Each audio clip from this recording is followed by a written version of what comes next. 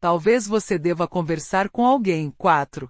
A inteligente ou a gostosa. Sempre me senti atraída por histórias, não apenas pelos fatos, mas pela maneira como são contadas. Quando as pessoas vêm à terapia, escuto suas narrativas, mas também a flexibilidade que essas pessoas têm com elas. Será que consideram o que estão dizendo a única versão da história, a versão precisa, ou sabem que a delas é apenas uma das diversas maneiras de contá-la?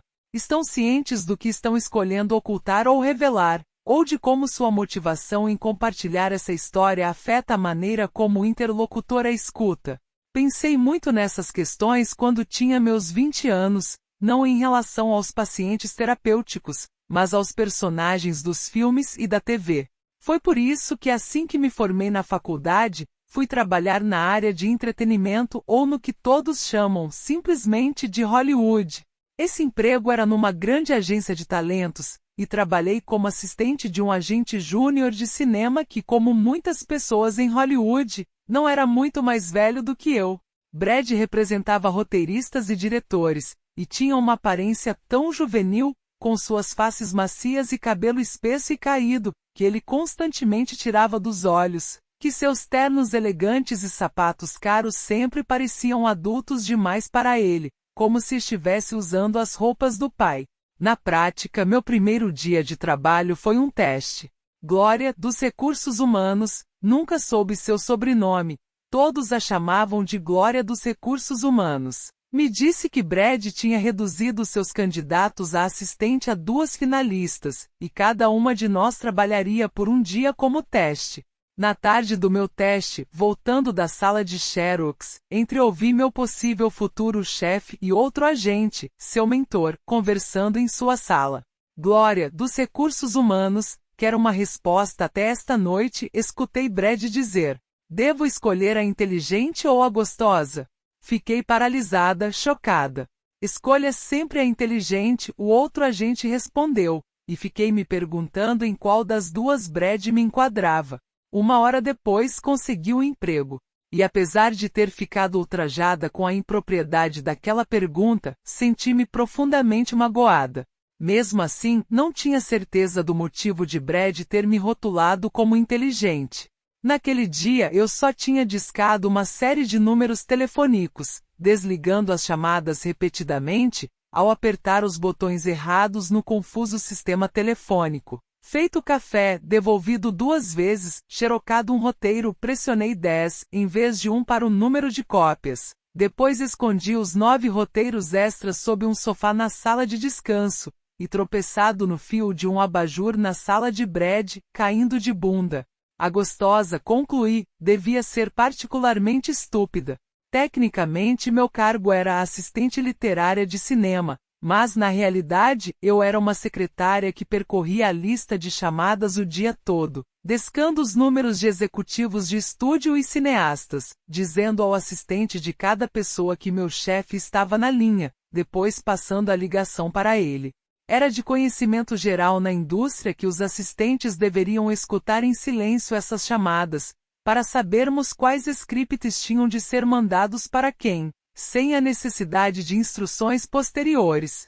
Mas às vezes os participantes da chamada esqueciam-se de nós, e escutávamos todo tipo de fofocas quentes sobre os famosos amigos dos nossos chefes. Quem tinha discutido com o cônjuge, ou qual executivo de estúdio estava, muito confidencialmente, prestes a ser mandado para o Producers Pasture, termo figurado para quem conseguisse um acordo de produção pessoal no complexo do estúdio. Se a pessoa que meu chefe estava tentando contatar não estivesse disponível, eu deixava recado, e passava para o próximo nome na lista de 100 pessoas a serem chamadas. Às vezes sendo orientada a estrategicamente retornar ligações em horários inoportunos, antes das 9h30 da manhã, porque ninguém em Hollywood chegava ao trabalho antes das 10 horas, ou, com menos sutileza, durante o almoço para não encontrar a pessoa de propósito. Embora o mundo do cinema fosse glamouroso, o Rolodex de Brad estava cheio de números de telefones, endereços das casas de pessoas que eu admirava havia anos. O trabalho de uma assistente era o oposto.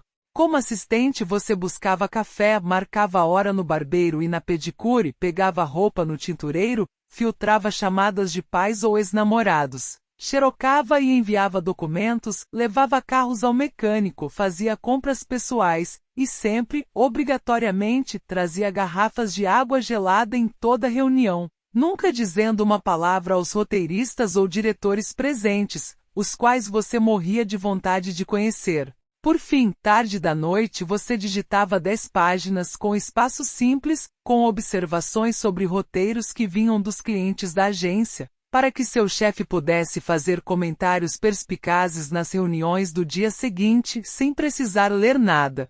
Nós, assistentes, nos empenhávamos muito nessas observações de roteiro, para provar que éramos inteligentes e capazes, e poderíamos um dia, por favor, Deus, parar de prestar serviço como assistente, com suas obrigações de entorpecer a mente, horário estendido, salário irrisório e nenhuma compensação pelas horas extras. Depois de alguns meses de trabalho, ficou claro que enquanto as gostosas da minha agência recebiam toda a atenção, e havia muitas delas no grupo de assistentes, as inteligentes ficavam incumbidas de todo o trabalho extra. Em meu primeiro ano ali, dormi muito pouco, porque ficava lendo e escrevendo comentários em uma dúzia de roteiros por semana, todos depois do expediente e nos finais de semana. Mas eu não me importava. Na verdade, aquela era a minha parte preferida do trabalho. Aprendi como criar histórias e me apaixonei por personagens fascinantes com vivências interiores complicadas. Conforme se passavam os meses, passei a confiar um pouco mais nos meus instintos, ficando menos preocupada quanto a sugerir uma ideia boba para uma história.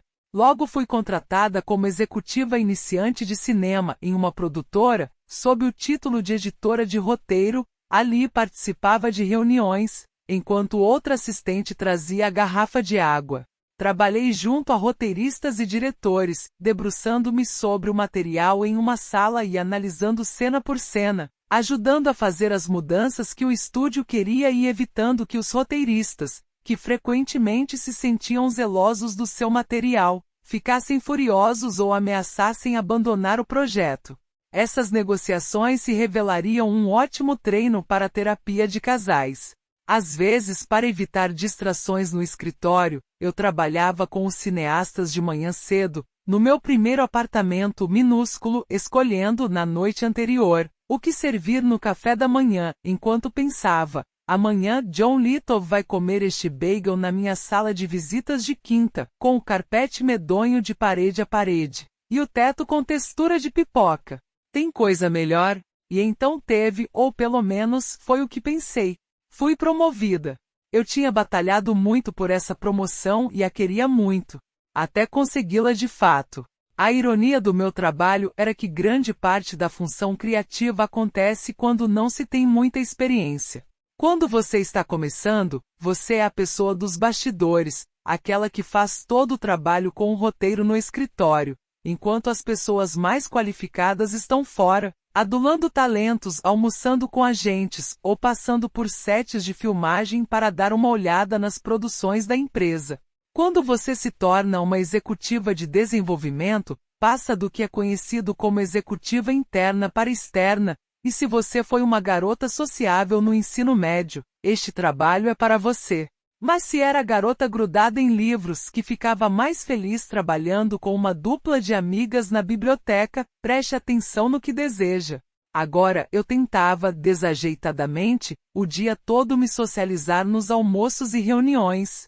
Além disso, o ritmo do processo começou a parecer milenar. Poderia levar muito tempo, literalmente anos, para um filme ser feito, e tive a sensação desanimadora de estar no trabalho errado.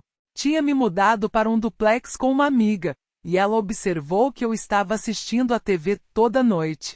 Tipo, de um jeito patológico. Você parece deprimida, ela disse, preocupada. Eu disse que não estava deprimida, só estava entediada.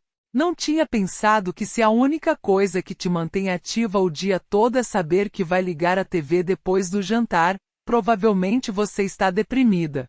Um dia, nessa época, eu estava almoçando em um restaurante muito agradável com uma gente muito simpática, que contava sobre uma negociação muito boa que tinha feito. Quando notei que pela minha cabeça ficavam passando 4 palavras: não, estou, nem, aí. Não importava o que a gente dissesse, essas 4 palavras passavam circulando, e não pararam quando veio a conta, nem no caminho de volta ao escritório. No dia seguinte, elas também chacoalharam na minha cabeça, e também nas próximas semanas, até que finalmente tive que admitir, meses depois, que elas não iriam embora. Não, estou, nem, aí. E uma vez que a única coisa que eu realmente parecia dar importância era assistir à TV, já que a única hora em que eu sentia alguma coisa, ou talvez, para ser mais precisa, a única hora em que eu sentia a ausência de algo desagradável que não conseguia identificar, era quando estava imersa naqueles mundos imaginários com novos episódios chegando semanalmente, como relógio, candidatei-me a um trabalho na televisão. Em poucos meses comecei a trabalhar em desenvolvimento de séries na NBC. Era como um sonho tornando-se realidade. Pensei, vou de novo ajudar a contar histórias.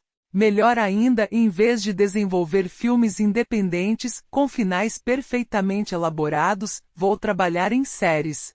Com o passar de vários episódios e temporadas, estarei ajudando a audiência a conhecer seus personagens favoritos, camada por camada. Personagens tão falhos e contraditórios como todos nós, com histórias igualmente confusas.